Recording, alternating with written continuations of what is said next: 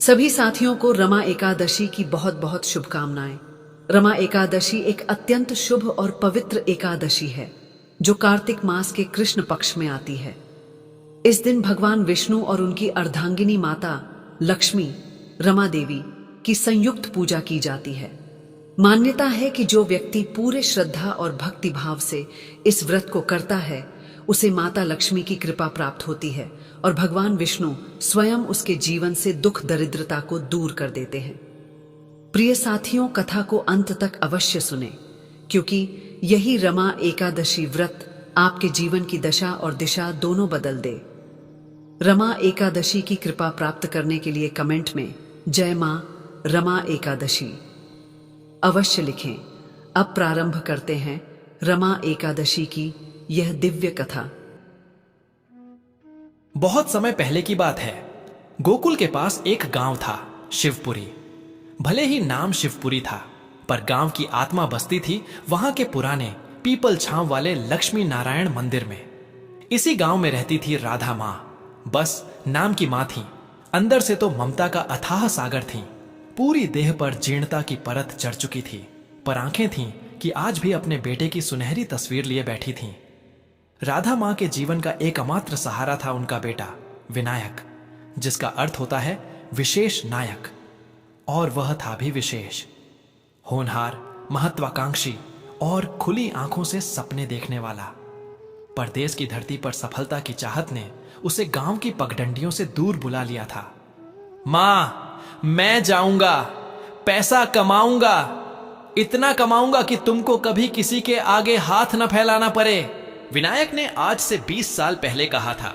राधा मां ने उस दिन अपने कलेजे के टुकड़े को सीने से लगाकर कहा था, जा मेरे लाल, पर एक बात याद रखना, धन कमाना बुरा नहीं, पर धर्म और मां को कभी मत भूलना। तेरी राह सच्ची हो, बस यही कामना है।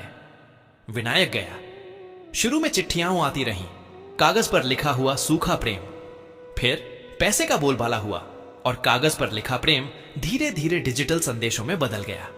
और फिर एक दिन वह सब थम गया, जैसे किसी ने प्रेम की डोर बीच से काट दी हो। राधा मां ने शुरू के 5 साल तक हर डाकिया की आहट पर घर का दरवाजा खोला।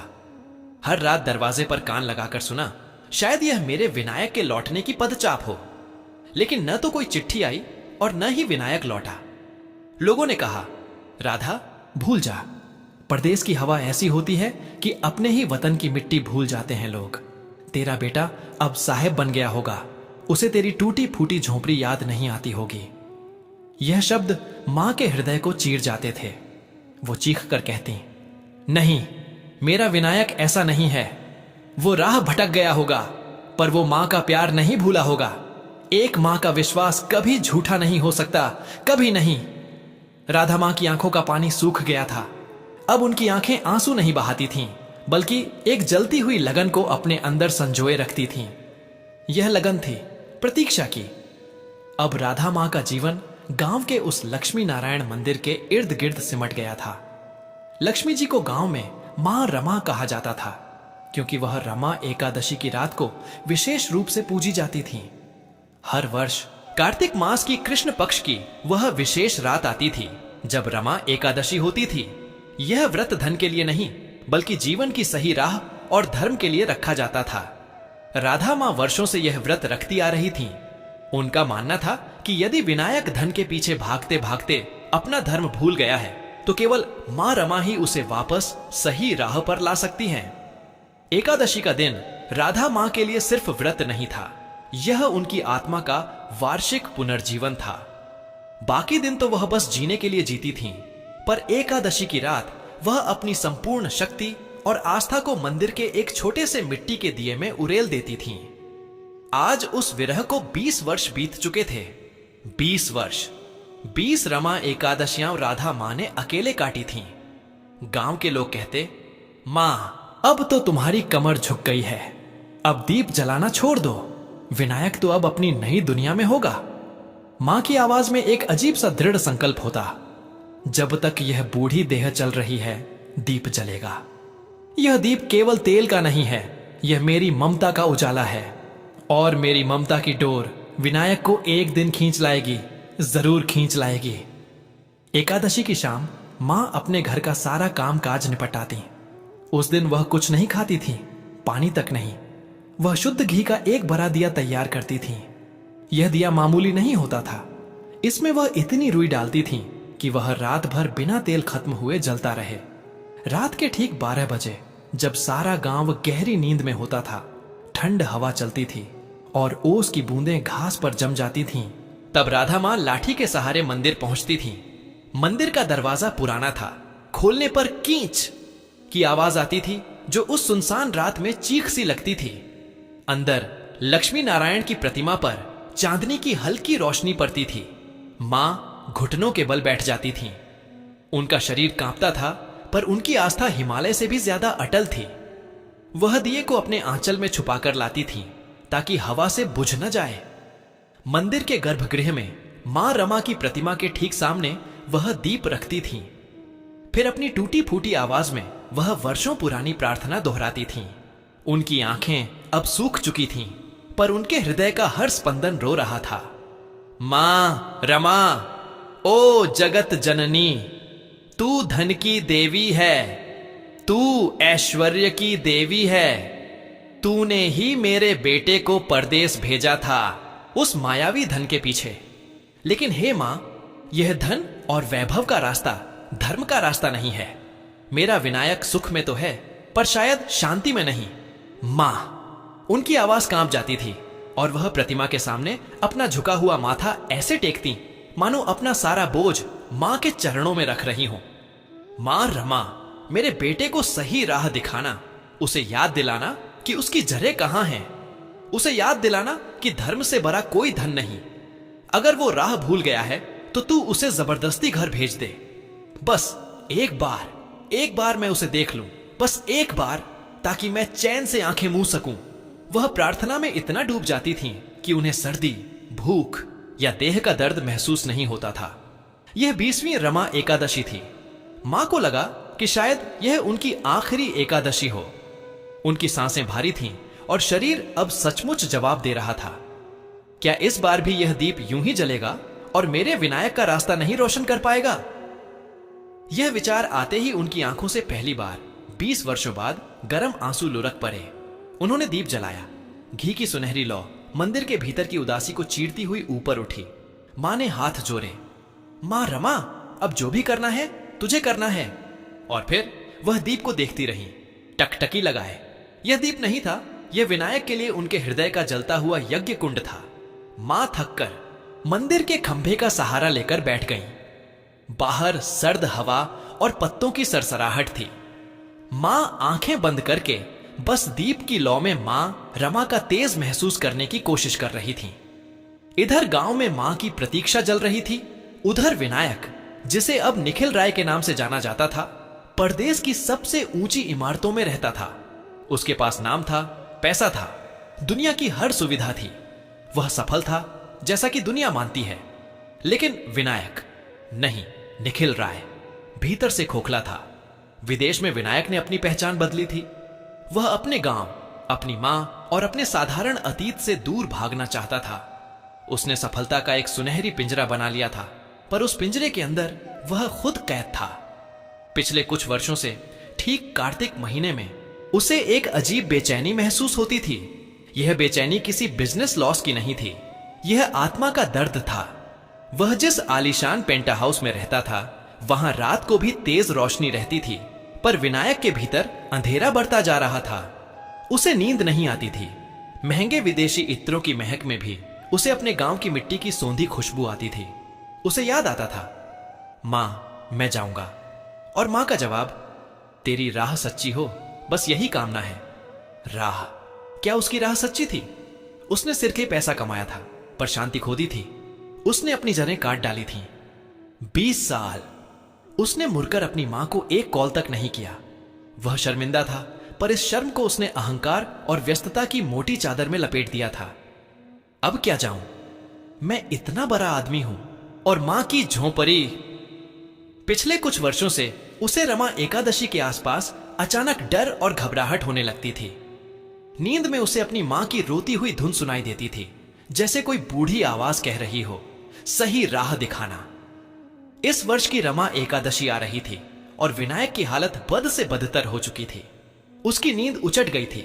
उसे हर जगह एक उदास चेहरा दिखाई दे रहा था। उसकी बूढ़ी मां का चेहरा, जिसके माथे पर चिंता की झुर्रियां थीं। वह रात उसी रमा एकादशी की रात थी जब गांव के मंदिर में राधा मां दीप जलाकर बैठी थी। विनायक अपने कमरे में बैठा था। बाहर का तापमान 0 से नीचे था, पर उसे पसीना आ रहा था। उसने दरवाजा बंद कर रखा था, पर उसे बार बार लग रहा था कि कोई उसके दरवाजे पर खड़ा है, जो उसे भीतर से खींच रहा है। यह क्या हो रहा है मुझे? वह चीख पड़ा। क्या मैं पागल हो रहा हूं? मेरे पास सब है, फिर यह बेचैनी क्यों? अचानक उसके मन में एक स्पष्ट तीखी आवाज गूंजी, जैसे किसी ने उसे जोर से थप्पड़ मारा हो। तू सब भूल गया। तूने अपने धर्म को बेच दिया। तूने अपनी जननी को भुला दिया। जिस राह पर तू चल रहा है वह अंततः विनाश की ओर जाती है। विनायक का शरीर थरथरा उठा। यह आवाज उसके भीतर से नहीं, बल्कि किसी बाहरी अलौकिक शक्ति की थी। उसे लगा जैसे उसे कोई अदृश्य प्रचंड शक्ति उठाकर फेंक देगी। वह चीखकर कुर्सी से गिर पड़ा। उसे अचानक महसूस हुआ कि वह सिर्फ एक शरीर नहीं है, वह एक भटकी हुई आत्मा है। उसके हाथ कांप रहे थे। यह शक्ति, यह मुझे क्या करने को कह रही है? उसे लगा जैसे उसके कानों में गांव के मंदिर की घंटी की मंद आवाज आ रही है। उसके हृदय में मां की प्रार्थना का दर्द उतर रहा था। उसे अचानक स्पष्ट रूप से महसूस हुआ, उसे घर जाना होगा, अभी, इसी क्षण। यह विचार सिर्फ एक विचार नहीं था, यह एक आदेश था, एक ऐसी शक्ति का आदेश जिसे वह टाल नहीं सकता था। उसके सारे तर्क, उसकी व्यस्तता, उसकी प्रतिष्ठा, उसकी शर्म, सब धराम से गिर पड़े। विनायक झट से उठा। उसने अपना कोट उठाया। उसका दिमाग काम करना बंद कर चुका था। वह पूरी तरह से एक अनजान शक्ति के वश में था। वह उसी रात बिना किसी को बताए अपनी सारी दौलत, अपना सारा वैभव छोड़कर भारत की पहली उड़ान पकड़ने के लिए निकल पड़ा। वह बेसुध था। उसे सिर्फ इतना पता था कि उसे उस स्थान पर पहुंचना है जहां वह 20 साल पहले मां को छोड़कर आया था। वह अब निखिल राय नहीं था, वह राधा मां का विनायक था, एक भटका हुआ पुत्र जो घर लौट रहा था। शिवपुरी गांव पर रात का गहरा सन्नाटा पसरा था। रमा एकादशी की रात सर्दी अपने चरम पर थी। लक्ष्मी नारायण मंदिर में राधा मां अब भी बैठी थीं। दीप की लौ धीरे धीरे शांत हो रही थी। घी अंतिम सांसें ले रहा था। मां की आंखों में अब एक शांत स्वीकार था। ठीक है मां रमा, अगर मेरे भाग्य में विनायक को देखना नहीं लिखा है तो यही सही।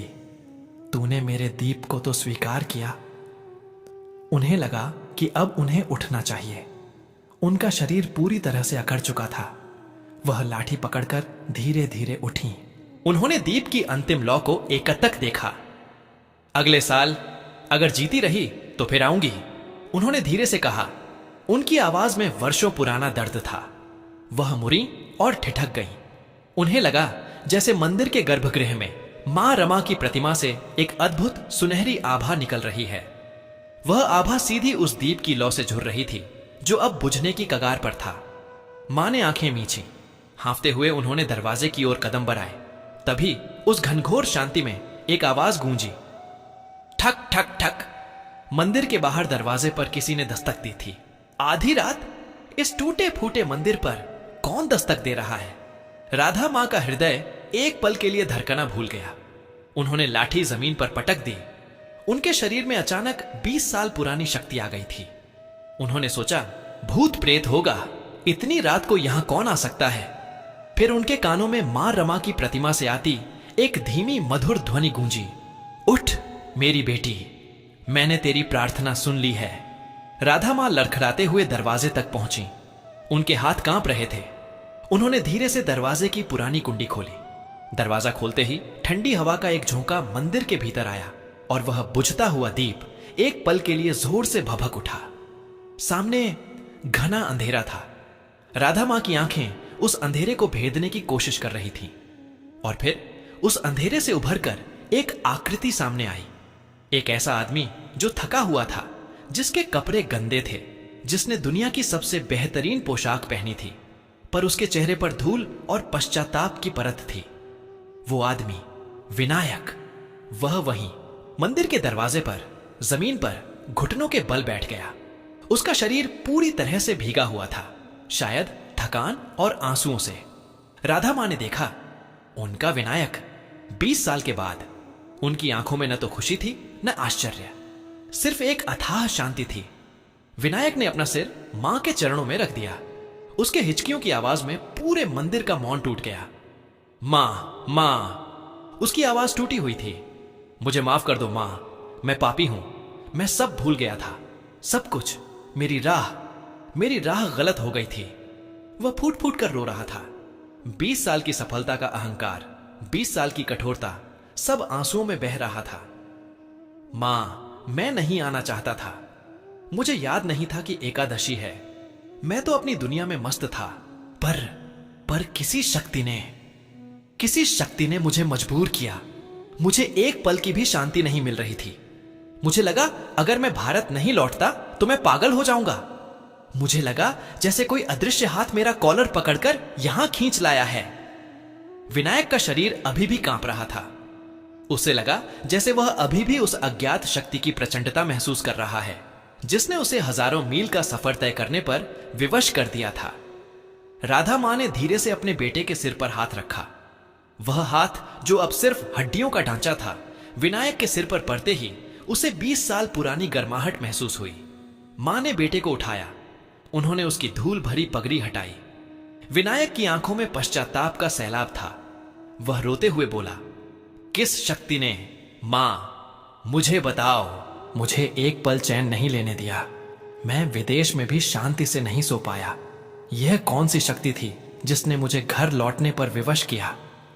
राधा मां ने अपने पुत्र के चेहरे को धीरे से सहलाया। उनकी आंखों में अब एक निर्मल मुस्कान थी, वह मुस्कान जो 20 साल के तप के बाद पैदा हुई थी। उन्होंने बाहर फैली हुई सर्द हवा को देखा और फिर मंदिर के भीतर जलते, जीवन पाते उस दीप की ओर देखा जो अब पूर्ण रूप से दमक रहा था। उनकी आवाज में कोई शिकायत नहीं थी, बस अमृत सी शीतलता थी। वो शक्ति मां रमा की थी, मेरे लाल। विनायक ने आंखें फाड़कर मां को देखा। राधा मां ने धीरे से कहा, मैंने रमा एकादशी को धन नहीं मांगा विनायक। मैंने हर साल हर रात मांगा कि वो तुझे सही राह दिखाए। तूने धन कमा लिया था पर राह खो दी थी। यह दीप, यह 20 साल से जल रहा था। मेरी ममता का ताप था इसमें। मैंने मां रमा से कहा था कि अगर मेरा विनायक खुद नहीं लौटता तो तू उसे जबरदस्ती घर भेज दे। मां रमा ने मेरी सुन ली बेटे। वो धन की देवी हैं, पर उससे भी ज्यादा वो धर्म और राह की देवी हैं। उन्होंने तुझे वापस खींच लिया क्योंकि बेटा। राधा मां ने विनायक के आंसू पोंछे और उसे सीने से लगा लिया। क्योंकि मां का प्रेम इस पूरी दुनिया के ऐश्वर्य से भरा होता है और माता पिता की प्रार्थना की शक्ति इस परदेश और इस दुनिया की हर शक्ति से बड़ी होती है। विनायक मां के सीने से लिपटकर फिर रो पड़ा। इस बार ये आंसू सुख के थे, पश्चाताप के थे और सनातन धर्म के उस अटल विश्वास के थे जिसने उसे भटकाव से खींचकर वापस अपनी जर्रों तक पहुंचा दिया था। मां ने धीरे से मंदिर के भीतर देखा। दीप जल रहा था। मां रमा की प्रतिमा मुस्कुरा रही थी। विश्वास की इस डोर से बंधा हुआ विनायक उस रात अपनी राह पर वापस लौट आया। यह केवल एक बेटे की वापसी नहीं थी, यह आस्था की जीत थी, ममता के तप की पूर्णाहुति थी। मां रमा ने केवल बेटे को नहीं लौटाया था, उन्होंने उस बेटे के भीतर के धर्म को भी वापस ला दिया था। प्रिय साथियों, इस वीडियो में रमा एकादशी की पावन व्रत कथा यहीं पर समापन होती है। हम कामना करते हैं कि भगवान श्री हरि और माता रमा देवी की कृपा आप सभी पर बनी रहे। आपके जीवन में सदैव सुख, शांति, समृद्धि और सकारात्मक ऊर्जा का संचार होती रहे। यह विशेष दिन न केवल भक्ति भाव से भर देती है, बल्कि हमारे जीवन में एकता, प्रेम और आस्था का संदेश भी लेकर आता है। रमा एकादशी की व्रत कथा को सुनने के लिए हृदय से धन्यवाद। कृपया अपने विचार और अनुभव कमेंट्स में अवश्य साझा करें और जय मां रमा एकादशी लिखना न भूलें। आपके द्वारा किए गए कमेंट्स न केवल आपको प्रेरित करेंगे, बल्कि अन्य दर्शकों के लिए भी भक्ति और श्रद्धा का स्रोत बनेंगे। जय माता रमा जगत जननी।